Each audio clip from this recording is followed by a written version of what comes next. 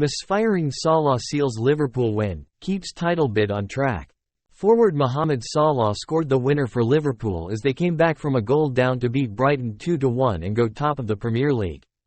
Salah's sublime second-half strike leaves Liverpool on 67 points, 2 ahead of second-place Arsenal and 3 ahead of Manchester City, who played out a 0-0 draw at the Etihad on a pivotal day in the title race. The Egypt striker tormented Brighton, taking 12 shots to notch his highest total in a Premier League game and, even though only one of them found the back of the net, it was to prove vital. Danny Welbeck gave Brighton the lead after 84 seconds when his side broke up a Liverpool attack and burst forward to find him just inside the box, and he drilled an unstoppable shot past Van Kelleher to break the deadlock.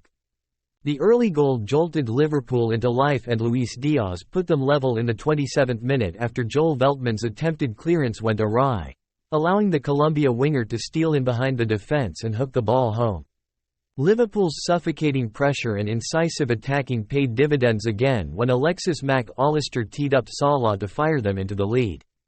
Diaz thought he had put Liverpool 3-1 up 6 minutes later, but his goal was ruled out for a razor-thin offside that was confirmed by the VAR, and Salah went close on the break in the 74th minute, but fired his effort straight at the keeper. Brighton substitute and former Liverpool player Adam Lallana dragged a shot wide in the 86th minute, and Salah forced a brilliant diving one-handed save from Bart Verbruggen in the final minute of normal time as Liverpool held on to win, much to the delight of Mac Allister, another former Seagull. "We didn't start as we wanted, but it was an amazing game. We played against an unbelievable team. I know them very well, I know what they can do, and it was a tough match, but in the end we won it and we are very happy," he told Sky Sports.